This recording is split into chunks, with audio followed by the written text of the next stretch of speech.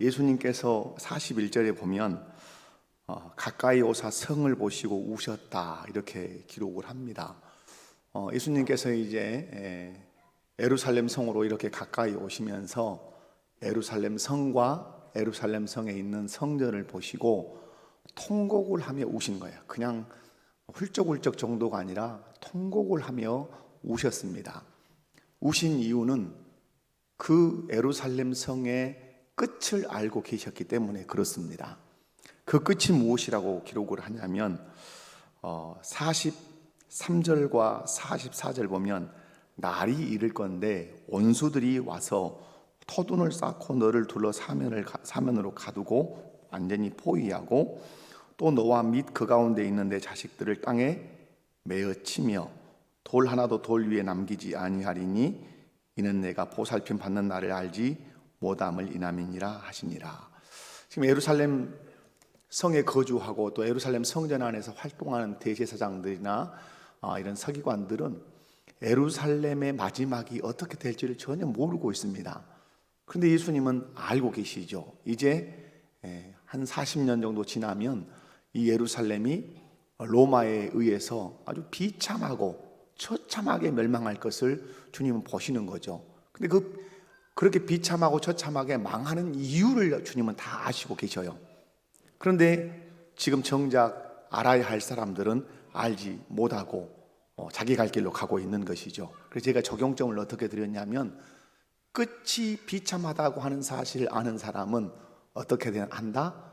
울 수밖에 없다. 그래서 제가 그런 얘기 드렸죠. 예를 들어서 내가 자녀가 있는데 내 자녀가 아파서 정말 이런 표현을 하기도 정말 어려운 얘기지만 병원에서 이 아이는 오래 못 살고 죽습니다. 뭐 길게 살면 한 3년 살겠습니다 라고 해서 집에 데리고 왔단 말이에요. 근데 아이는 그 사실을 전혀 모르고 먹고 뛰논단 말이에요. 깔깔거리고 웃고 재롱을 핀단 말이에요. 그것을 물끄러미 바라보고 있는 엄마 아빠는 심장이 어때요? 마음이 미어지고 그냥 말로 형용이 불가한 거죠. 그런 마음으로 예수님이 지금 예루살렘 성을 바라보고 그렇게 우신다고 하는 사실입니다. 그런데 이제 예수님께서 오늘 말씀에서 아주 이 예루살렘이 망하게 되는 근본적인 이유를 이제 진단을 해 주십니다. 그게 이제 오늘 본문 말씀이죠.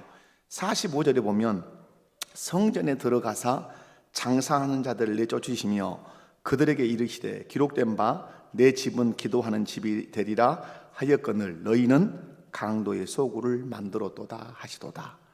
무슨 말씀이냐면 예루살렘과 예루살렘 성전이 파괴될 수밖에 없는 이유가 여기 있다는 것이죠. 망할 수밖에 없는 이유가 여기 있다고 예수님이 강조하시는 것입니다. 여러분, 예수님께서 이제 예루살렘 성에 이렇게 오셔가지고 들어오시고 이제 성전 정화 작업을 하시는 이런 기록들이 마태복음에도 있고 누가복음에도 있고 있지 않습니까? 이때 연결되는 게 예수님 우셨다 하는 대목과 성전 청결 작업하신 거 이것과 또 하나 연결되어 있는 사건이 하나 있습니다. 그게 뭐죠? 무화과 나무를 저주한 사건입니다. 다 연결되어 있습니다. 무화과 나무는 이스라엘을 상징하죠. 그런데 예수님께서 잎이 푸르니까 가서 열매를 따먹으려고 찾았는데 하나도 열매를 찾지 못했죠. 그래서 예수님이 저주하셨죠. 그 모습이 무엇입니까? 지금 예루살렘에 성전이 있지만 그 성전 안에 들어가 보니까 열매가 하나도 없는 거예요. 예수님의 마음을 배부르게 할 열매가 하나도 없었던 거예요.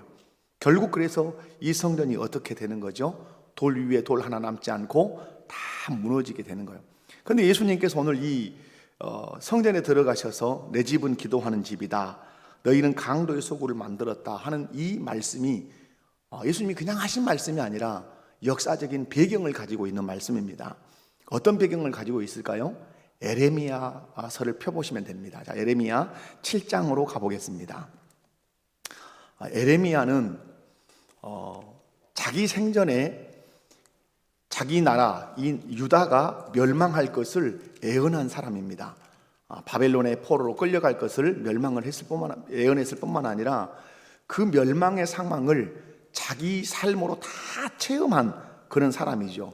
그리고 애굽에 또 이렇게 끌려가기도 한 그런 사람이지요. 자, 여러분 7장 말씀을 보면, 자, 제가 이제 읽어보면서 잠깐 설명을 하고 지나갈게요. 7장 1절과 2절을 보면 뭐라고 말씀하냐? 여호와께로부터 에레미야에게 말씀이 임했습니다. 자, 너는 여호와의 집 문에 서서, 여호와의 집 문이면 어디죠? 성전이죠. 성전 문에 서서 이 말을 선포하여 이르기를, 여호와께 예배하러 이 문으로 들어가는 유다 사람들아. 자, 성전 문으로 여호와께 예배하러 들어가는 유다 사람들아, 여호와의 말씀을 들으라. 자, 말씀을 지금 에레미야가 선포하는데 그 대상자가 누굽니까? 성전으로 예배하러 들어가는 유다 백성을 향해서 말씀하는 겁니다. 뭐라고 말씀하는가? 만군의 여호와 이스라엘의 하나님께서 이와 같이 말씀하시되, 너희 길과 행위를 바르게 하라. 그리하면 내가 너희로 이곳에 살게 하리라. 자, 하나님께 예배하러 성전으로 드나든단 말이에요. 그런데 에레미야가 성전 문에 서서 예배하러 오는 사람들에게 외친단 말이에요. 뭐라고 외치는가? 너희 길과 행위를 바르게 해라. 그리하면 너희로 이곳에 살게 하리라. 뉘앙스가 있는 거죠. 어떤 뉘앙스를 풍기고 있습니까? 너희가 지금 길과 행위가 바르지 못하다. 바르지 못한 결과 너희가 살 수 없는 때가 올 줄 모른다. 그러므로 길과 행위를 바르게 해서 이 유다 땅, 이 예루살렘 성전에 드나드는 이 복을 누리면서 살아라, 이렇게 하는 거죠. 근데 4절에 보면 이렇게 말씀하죠. 너희는 이것이 여호와의 성전이라, 여호와의 성전이라, 여호와의 성전이라 하는 거짓말을 믿지 마라. 기가 막힌 얘기죠. 여호와의 성전이라고 3번을 강조하는데 그 말을 믿지 마라. 자, 성전이 성전으로, 건물 성전으로 서 있지만은 하나님께서 보시는 것은 성전이 아니라는 것이죠. 그들은 성전이라고 하나님께 예배하러 드나들기는 하지만 하나님의 입장에서 볼 때는 이미 성전이 아니라고 하는 사실이죠. 왜 성전이 아닌 것이죠? 그것은 유다 백성의 삶과 밀접한 관련이 있는 것이죠. 자, 4절이죠. 5절이죠.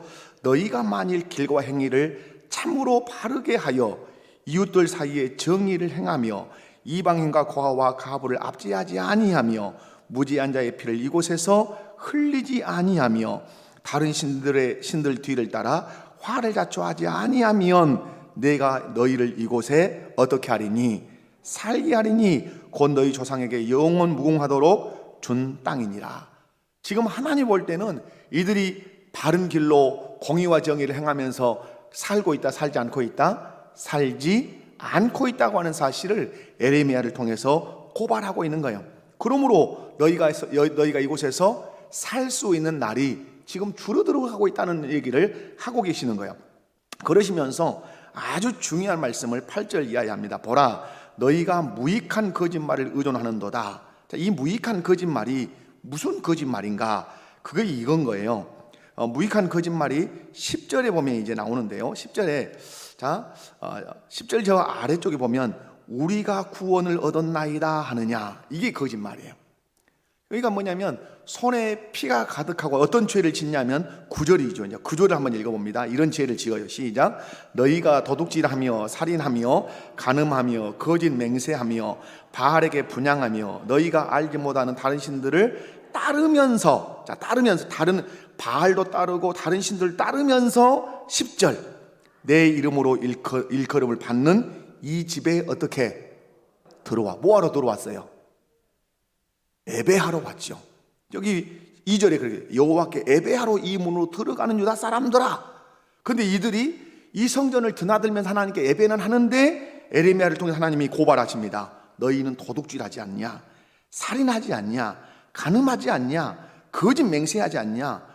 바알에게 분향하고 너희가 알지 못하는 다른 신들을 따르면서 내 이름으로 일컫는 이 집, 이 성전, 이곳에 들어와서 내 앞에 서서 말하기를 우리가 무엇을 얻었나이다? 구원을 얻었나이다. 그러나 왜 구원을 얻었다고 말할까요? 성전에 들어와서 자기의 죄에 대한 속죄의 제사를 드리는 거예요. 그러면 제사장은 용서받았다고 선언해 주는 거예요. 이 선언으로 인해서 거짓 안정감을 누리는 거죠. 우리로 얘기하면 양심이 점점, 신앙의 양심이 굳어지는 거예요. 오늘 에레미야 이 7장에서 말씀하는 것과 예수님께서 누가복음 이 19장에서 말씀하는, 강조하는 게 무엇이냐면 우리의 신앙의 굳어짐인 거예요. 외식이에요, 외식. 오늘 7장에 보면 이 사람들의 모습이 예수님 시대는 누구의 모습이에요? 서기관의 모습이에요. 대제사장의 모습이다 이 말이에요. 온갖 죄는 저지르면서 어디에 이 사람이 딱 주리를 틀고 앉아 있습니까? 성전의 주리를 딱 틀고 성전에서 모든 종교적인 그런 파워 게임을 하고 정치적인 파워 게임을 하는 거예요. 그러면서 속죄 제사를 드리면 제사장이 거기에 어떤 죄에 대한 지적이나 이런 거 하지 않고 죄의 용서함을 받았습니다 하고 선언해주면, 그래 나 죄의 용서함 받았지 하고 또 나가서 우상 섬기고 도둑질하고 살인하고 그렇게 하는 거예요. 그것이 다 우리 하나님 볼 때는 뭐예요? 거짓말이에요 말이에요. 제사장이 선언해주는 그 선언 자체가 다 거짓말이라고. 그 거짓말을 너희가 믿지 마라. 그렇게. 그러면서 11절에 예수님이 인용하신 말씀이에요. 11절 한번 읽어볼까요? 시작. 내 이름으로 일컬음을 받는 이 집이 너희 눈에는 도둑의 소굴로 보이느냐? 보라, 나 곧 내가 그것을 보았노라. 여호와의 말씀이니라. 아멘. 무슨 말씀이에요? 너희는 성전이 도둑의 소굴로 보이냐 하는 말이죠. 이들이 성전에 드나드는 것은 거짓 확신. 그 용서 받았으니까. 이런 거짓 확신. 오늘 우리에게 아주 무섭게 다가오는 말씀이죠. 우리가 신앙생활 하면서 예배당에 출입하고 주일날 교회 한번 온단 말이에요. 근데 오는 것도 중요하지만 더 중요한 게 뭐죠? 오늘 에레미야 7장 말씀에 의거하면 더 중요한 게 뭐예요? 너희는 바알도 섬기고 다른 이름 없는 다른 신도 섬기고 그리고 살인도 하고 도둑질도 다 하면서 어디에 들어와요? 성전에 들어와요. 그래서 속죄 제사를 드리면 제사장이 죄 사함을 받았습니다 라고 하면 할렐루야 하고 나가서 죄를 또 이빠이 짓는 거예요. 그러면서 이 사람의 심령과 영적인 것이 무뎌질 대로 무뎌지는 거예요. 그게 여러분 예수님 시대의 대제사장과 서기관과 바리새인들이란 말이에요. 그런데 그런 사람들의 모습이 이미 에레미야가 살고 있던 이 시대에, 유다 말기 시대에 그렇게 있었다고 하는 것을 여기서 가르쳐 주고 있습니다. 사랑하는 성도 여러분, 오늘 저와 여러분이 이 말씀을 통해서 다시 한번 확인해야 되는 거 그거죠. 우리의 회개 상태. 와서 회개하잖아요. 근데 그 회개가 얼마나 진정성 있는 회개인가. 우리가 교회에 온단 말이에요. 근데 오는데 일주일의 삶을 살면서 얼마나 진정성 있게 나를 돌아보는가. 이웃과의 관계, 그리고 사람들과의 나눴던 이야기들, 그리고 물질적인 관계, 이런 모든 것들에 있어서 말씀에서 어긋나고 뒤틀렸을 때 나는 이 예배당에 와서 어떻게 회개하는가. 간략하게 주님 잘못했습니다. 예수님의 보혈로 깨끗하게 씻어주십시오. 그렇게 회개하면 거짓 안정감, 그래 내가 회개했으니까 용서해 주셨을 거야. 그리고 나가서 또 이빠이 또 죄를 짓는, 이게 반복된다면 우리의 회개는 정말 진정성이 없는 회개인 것이죠. 그래서 교회당 예배 주의를 뭘로 쓰는 것이죠? 구원을 얻어도다 하는 자기 안위, 자기를 안정시켜주는 그런 도구로 쓴다고 하는 사실을 여기서 고발을 하고 있는 것입니다. 결국 여러분, 이렇게 예루살렘에 있는 이 성전이 타락을 거듭할 때 남은 건 뭐죠? 우리가 늘 배우잖아요. 이렇게 성전의 기능을 잃어버리고 타락하면 결국 남는 건 뭐죠? 심판이죠. 심판은 뭐예요? 어떻게 심판하죠? 성전의 타락하면 심판은 뭐예요? 무너뜨려짐이죠. 그래서 여러분, 이 에레미야가 활동하던 이때 누가 와서 이 성전을 완전히 무너뜨립니까? 바벨론 왕 느부갓네살이 와서 아주 처참하고 비참하게 짓밟아 버립니다. 여러분, 보통 가면 지성소에 들어가면 즉사해서 죽습니다. 대제사장이 함부로 지성소에 들어가서 활동을 못해요. 그 정도로 이 성전이라고 하는 것은 거룩한 것이고 구별되는 곳이에요. 그런데 바벨론의 왕 느부갓네살이, 그가 보낸 랍사게나 이런 군대 장관들이 와서 워카발로 막 짓이기고 다녀도 아주 썽썽합니다. 그들이. 왜 그럴까요? 하나님이 그리하도록 내주셨기 때문에 그런 것이에요. 여러분, 오늘 저와 여러분이 이 말씀을 통해서 정말 잘 점검해야 되는 것이 뭐냐면, 교회에 드나드는 것이, 주일날 예배하러 오는 것이 내 신앙에 거짓 안정감을 주고 있지 않은가 잘 살피셔야 된다는 사실이에요. 여기에 우리가 엄청 속을 수 있어요. 저는 그래서 회개라는 대목을 많이 여러분에게 강조하고 있는 것이 사실입니다. 회개할 때 제가 그렇게 말씀을 드린 적이 있어요. 회개할 때 내 죄들이, 내가 한 주간에 지었던 그런 죄들이 막 내 마음과 생각 속에 기도할 때 주마등처럼 스쳐갈 때 그 죄 때문에 내 눈에서 눈물이, 내 목구멍에서 숨이 꺼역꺼역 넘어갈 정도로 통렬하게 회개해 본 적들이 우리가 언제 있었냐 하는 이 대목을 좀 생각해 볼 필요가 있다는 말이죠. 오늘 에레미야 시대의 이 유다 백성들의 태도처럼 성전에 드나들고 우리가 제사했으니까, 예배했으니까, 그리고 속죄제물을 드리니까 제사장이 사죄하노라, 용서받았습니다 라고 하니까 할렐루야 하고 가서 또 죄 짓는 그런 우리의 모습은 없는가 잘 점검할 필요가 있다고 하는 사실이죠. 교회의 교회됨은 거룩함에 있습니다. 교회의 교회됨은 성결함에 있습니다. 그 거룩함과 성결함은 무엇으로 이루어집니까? 죄를 버리는 것으로. 그 죄의 버림은 뭐 어디서부터 시작하죠? 죄를 보는 것에서부터 시작하는 것이죠. 내 죄를 어떻게 볼 수 있습니까? 하나님 앞에서만 가능한 것입니다. 하나님의 말씀 앞에서만 가능한 거예요. 제가 여러분의 죄를 비춰드릴 수가 없습니다. 왜? 제가 죄인이기 때문에. 옆에 있는 여러분 교우가 여러분의 죄를 보여줄 수가 없습니다. 거의. 왜? 우리 모두는 죄인이기 때문에. 그러나 내가 죄인이라고 하는 사실을 여실히 볼 수 있는 길이 있습니다. 그것은 거룩하신 하나님의 존전에 서는 것이고, 거룩하신 하나님의 말씀의 거울 앞에서 나를 촘촘하게 비춰볼 때 내 마음의 생각까지 주님은 보게 하십니다. 그래서 그것이 하나님의 말씀에 위배되고 하나님의 뜻에 벗어난 것이라고 한다면 성령이 자극하십니다. 그것이 얼마나 하나님의 마음을 슬프게 하는 것인지, 얼마나 그것이 성령을 탄식하게 하는 것인지 하나님은 보게 하시고, 보는 것으로 끝나는 것이 아니라 그 죄 지음으로 말미암아 하나님 아버지의 마음을 심각하게 아프게 했다고 하는 사실로 인해서 우리는 서럽게 울 수밖에 없는 것입니다. 이것이 신자의 마땅한 태도고 그 사람의 살아있는 신자인 것입니다. 여러분, 다시 한번 여러분의 신앙생활을 이 밤에 점검하셨으면 좋겠습니다. 나는 죄를 어떻게 보고 있는가? 나는 죄를 어떻게 발견하고 있는가? 그 죄 발견 앞에서 나는 어떤 태도를 취하고 있는가? 그 죄를 끊어버리기 위해서 나는 어떤 신앙생활의 그 기조를 가지고 움직이고 있는가? 이런 것들을 잘 살피셨으면 좋겠습니다. 여러분, 오늘 이제 예수님 시대로 올라옵니다. 그래서 이제 에레미야 시대 때 있었던 성전은 솔로몬 성전이죠. 그리고 바벨론 포로로 끌려가 70년 살고 와서 이제 두 번째 건축하는 성전이 수르바벨 성전이죠. 그리고 이제 신구약 중간사 400년을 지나고 나서 이제 헤롯이 성전을 건축해 줍니다. 유대인들의 환심을 사고 그러기 위해서. 그래서 이제 예수님 시대는 어떤 성전이죠? 헤롯 성전입니다. 그런데 예수님께서 이 헤롯 성전을 볼 때 강도의 소굴이 된 것입니다. 강도의 소굴. 동일해요. 예레미야 시대처럼.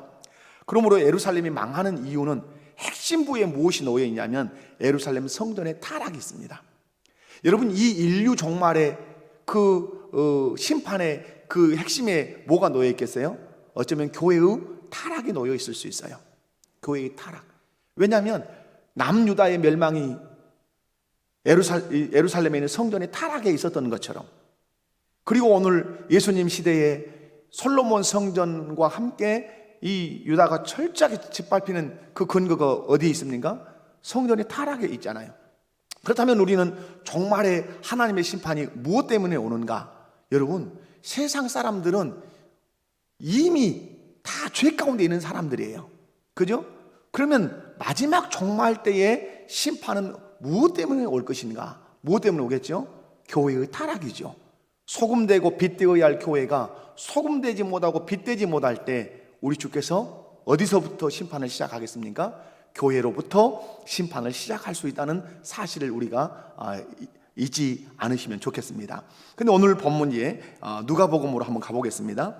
누가복음 19장으로 여러분 가보시면 오늘 본문에만 제가 집중해서 말씀을 드리고 이제 말씀을 정리하겠습니다. 19장에 보면 45절, 46절, 47절, 48절인데요. 자, 성전에 들어가사 장사하는 자들을 내쫓으시며, 무슨 말씀이냐면 성전 안에 거하지 않아야 할 사람들이 있다는 사실입니다. 그렇지 않습니까? 성전 안에 어떤 사람들이 있다고요? 거하지 않아야 할 사람들이 있어요. 여러분, 우리가 구약 성경을 읽어봐도 성전 안에 거하지 않아야 할 사람들이 방을 짓고 성전의 가장 핵심 부에 앉아서 있는 사람들이 있어요. 결국 쫓겨냄을 당합니다. 살림도 다 내동댕이 쳐서 쫓아내는 그런 일들이 구약 성경을 보면 있단 말이에요.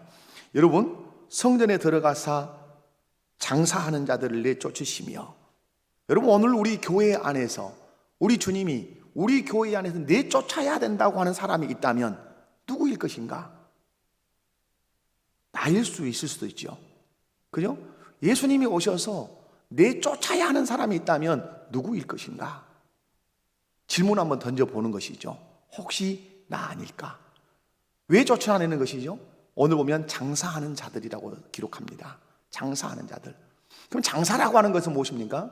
하나님의 유익이 아닌 자기 유익을 위해서 성전을 사용하는 것입니다. 오늘 점검하고 적용해야 될 것. 예수님은 성전 안에 들어오셔서 쫓아내야 할 사람들을 쫓아내셨다.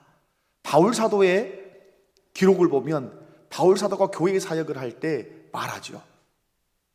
그를 조심해라. 그를 유의해라. 그가 내게 심히 약하게 나를 대했다. 이런 고백을 바울 사도가 하는 것을 볼 수 있죠.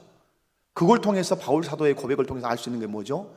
교회 안에 머문다 해서 다 성도로서의 기능을 하는 건 아니라는 사실.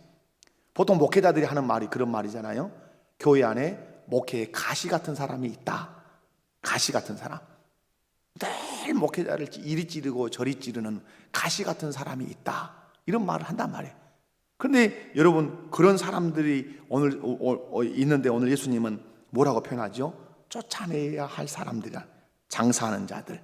하나님의 유익과 영광보다는 자기 유익과 자기 영광을 위해서 진땀을 흘리는 이런 사람들은 내쫓아야 된다. 그런데 쫓으셨단 말이에요. 자, 46절입니다. 자, 그들에게 이르시되 기록된 바 내 집은 어떤 집이 되리라? 기도하는 집이 되리라 하였거늘. 이건 에레미야서를 인용한 것이죠. 기도하는 집이 되리라 하였거늘 너희는 뭘 만들었도다? 강도의 소굴을 만들었도다.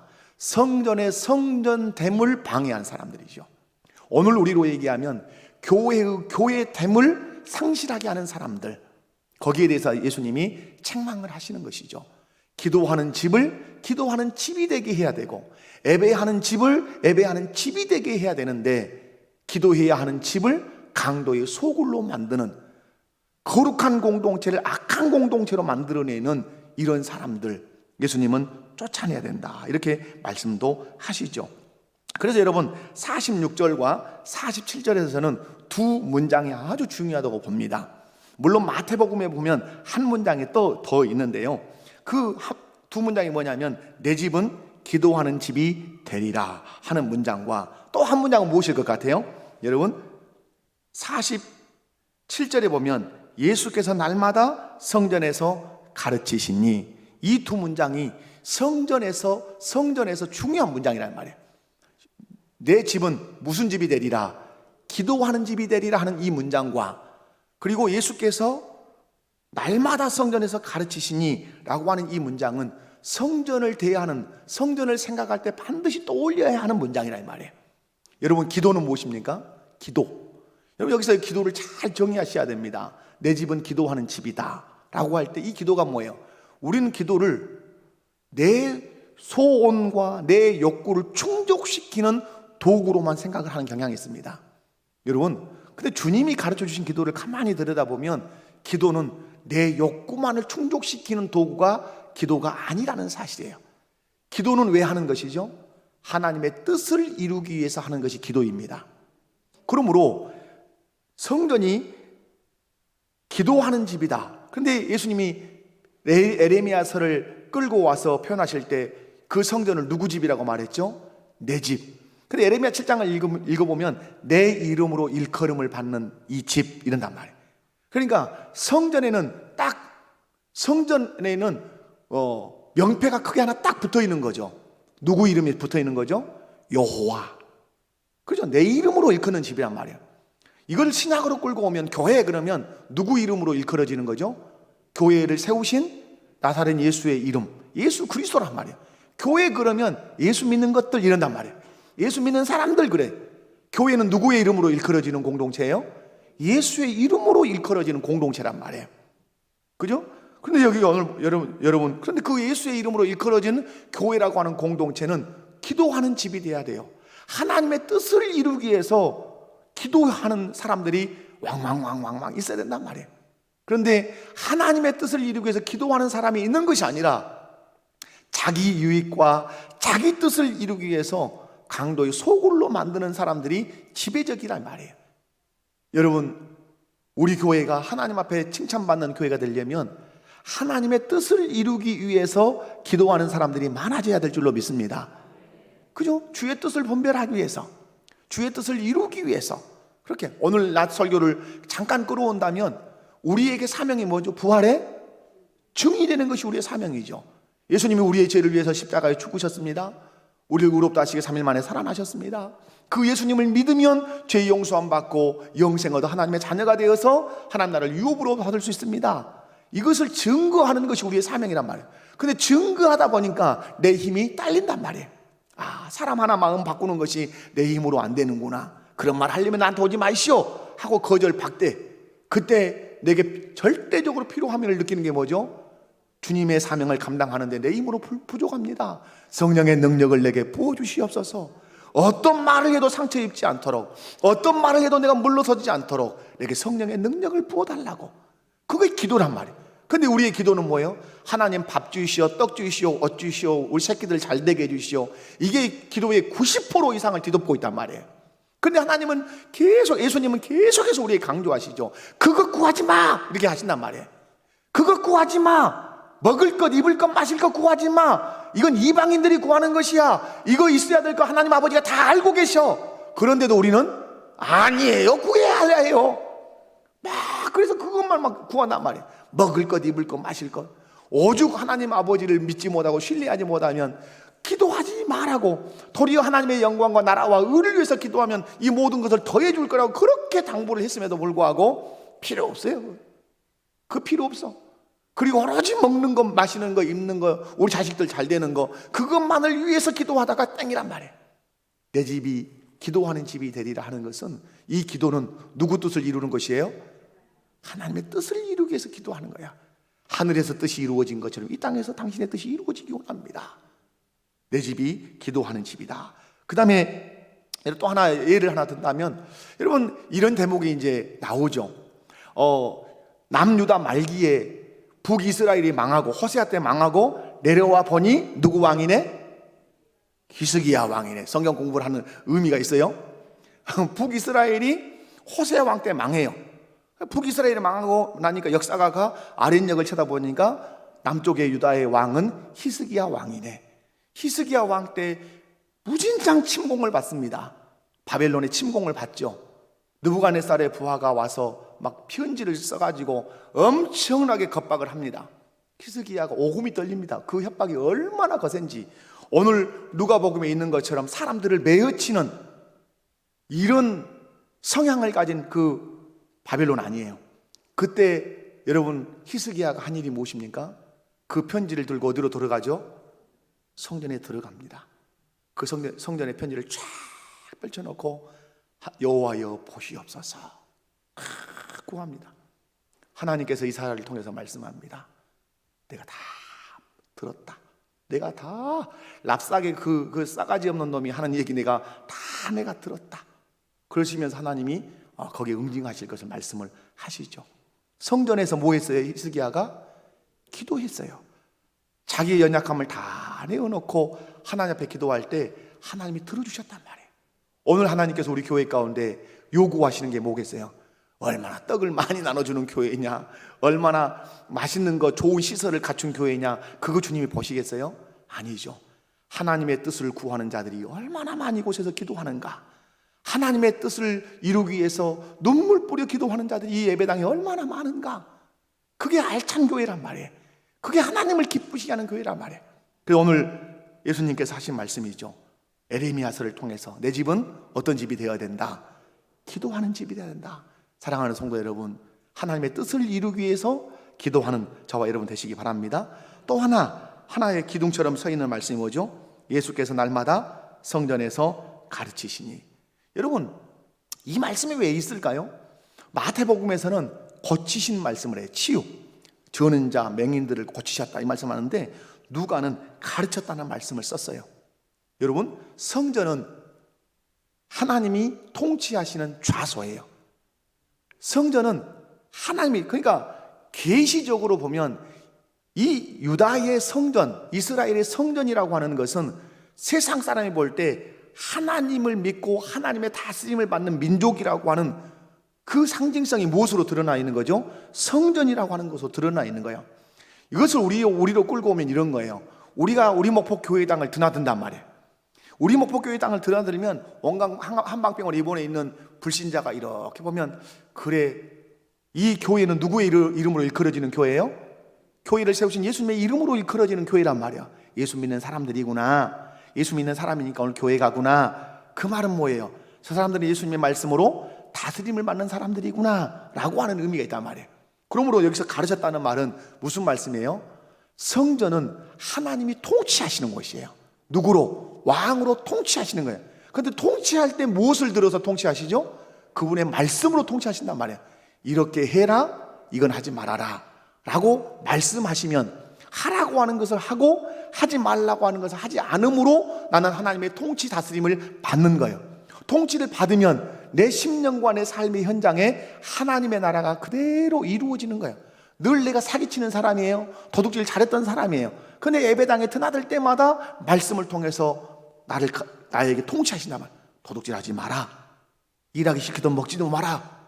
여세 동안 힘써 일해야 되지. 그 말씀이 자기에게 은혜가 되어서 도둑질과 사기치는 것을 내버리고 그때부터 열심히 일했다면 그 사람의 심령과 삶의 터전에 뭐가 임한 거죠? 하나님의 다스림이 나라가 임하게 된 것이죠. 그래서 오늘 여기서 성전에서 가르치셨다라고 하는 이 말씀은 이 성전이 하나님의 통치를 받는 성전이 되기를 원하시는 그 주님의 뜻이 여기서 드러나 있다는 사실 여러분 보시기 바랍니다. 그래서 에레미야서 보면 다시 한번 넘어가 봅시다. 에레미야서 한번 가봅시다. 7장으로. 눈으로 확인하는 것처럼 좋은 곳이 없습니다.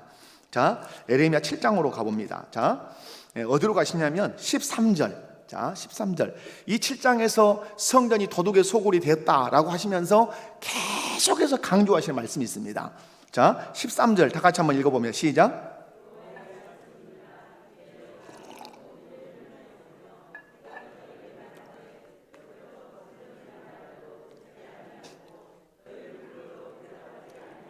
왜 하나님께서 부지런히 말씀할까요? 다스리시기 위함인 거예요. 그렇게 살라고 말씀하시기 위한 거예요. 그런데 그들이 대답합니까? 하지 않습니까? 대답하지 않지요. 자, 여러분 어디 말씀을 보시냐면, 자, 저기 23절로 가보겠습니다. 23절. 자, 23절 읽습니다. 시작. 오직 내가 이것을 그들에게 명령하여 이르기를 너희는 내 목소리를 들으라. 그리하면 나는 너희 하나님 되겠고 너희는 내 백성이 되리라. 너희는 내가 명령한 모든 길로 걸어가라. 그리하면 복을 받으리라 하였으나. 여러분 여기서 아주 중요한 주제입니다.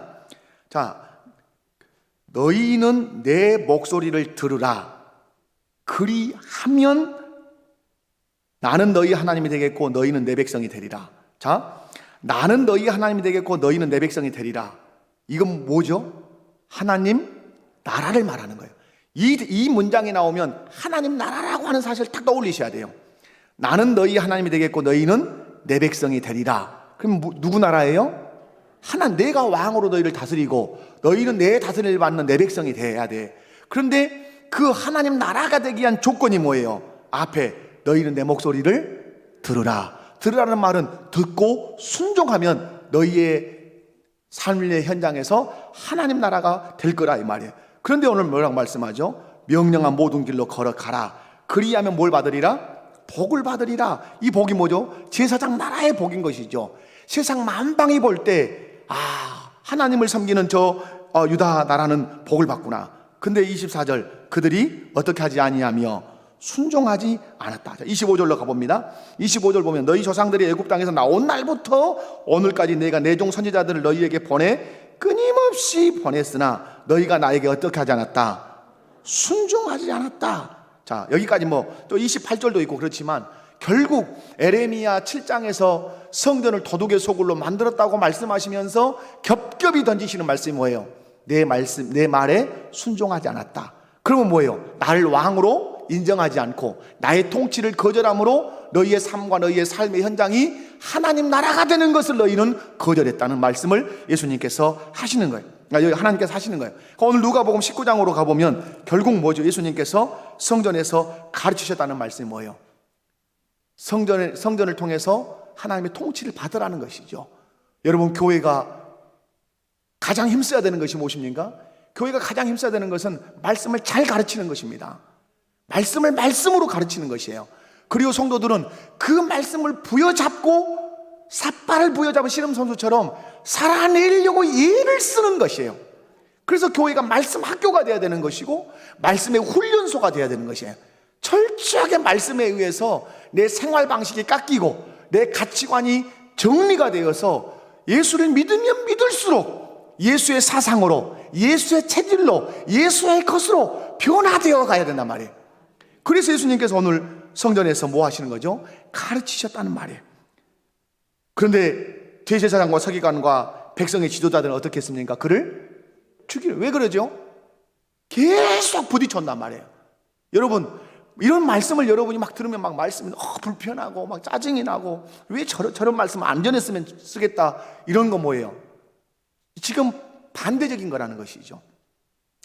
48절 백성이 다 그에게 귀를 기울여 들으므로 어찌할 방도를 찾지 못하였더라. 이 48절에 교훈하시는 게 뭐예요? 백성이 다 그에게 귀를 기울여 들었다는 말씀처럼 하나님의 백성이라면 예수님의 말씀 앞에 다 귀를 기울여야 한다는 말씀이죠. 너희가 예수님을 통해서 하나님의 백성이 되었다면 오늘 성전에 예수님께 나와 다 예수님의 말씀에 귀를 기울여 들었던 것처럼 예수님의 말씀에 귀 기울여야 된다.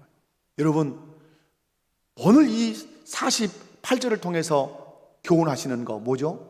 너는 어디다 귀 기울이고 있냐 이 말이에요. 어디다 귀 기울이고 있느냐. 집에 가면 가자마자 텔레비 틀고 뉴스 틀고 MBC, JTBC, SBS 모든 뉴스 채널은 다 왔다리 갔다리 주님 모르신단 말이에요. 너는 어디에다 귀를 기울이고 있느냐. 오늘 예수님 말씀이에요. 뭐라고 말씀하죠? 나에게 귀를 기울이고 내가 하는 말을 잘 들으라고 말씀해요. 그것이 우리가 사는 길이고 우리가 하나님 나라를 이루는 길이라고 하는 사실이에요. 말씀을 정리하겠습니다. 사랑하는 성도 여러분, 오늘도 예수님은 성전에 들어오신 것처럼 교회에 들어와 계십니다. 그리고 우리의 신앙의 행위를 다 살피십니다. 도둑의 소굴로 만드는 사람이 있는가, 쫓아내야 할 사람이 있는가 살피신다 이 말이에요. 또 하나는 뭐죠? 오늘 기도하는 집이 되라고 말씀하죠. 하나님의 뜻을 이루기 위해서 기도하는 사람이 되라, 이렇게 말씀하죠. 그죠? 그리고 나서 말씀합니다. 성전에서 가르치셨죠. 말씀의 통치를 받는 성전 출입자들 될 것을 요구하시는 것이죠. 그런데 오늘 백성들은 예수님의 말씀에 다 귀를 기울여 드렸어요. 상상해 보세요. 여기 예수님이 서서 말씀을 막 전하는데 사람들이 눈을 초롱초롱하게 뜨고 귀를 완전히 기울이고 설교 노트에 빽빽하게 놓칠까 싶어서 막 써대는 그 성전의 모습을 한번 상상해 보세요. 얼마나 아름답냐 이 말이에요. 우리 주님이 기대하시는 그 교회의 모습이 무엇일 것 같아요? 여러분, 먹고 웃고 노는 것에 집중하는 교회가 아니라 말씀 앞에 귀를 기울이고 말씀 앞에 창념하고 그 말씀 앞에 살아보겠다고 눈물 뿌려 씨름하는 그런 성도들이 가득 찬 교회, 우리 주님이 기대하시는 교회라고 믿습니다. 자비로우신 아버지 하나님 감사합니다.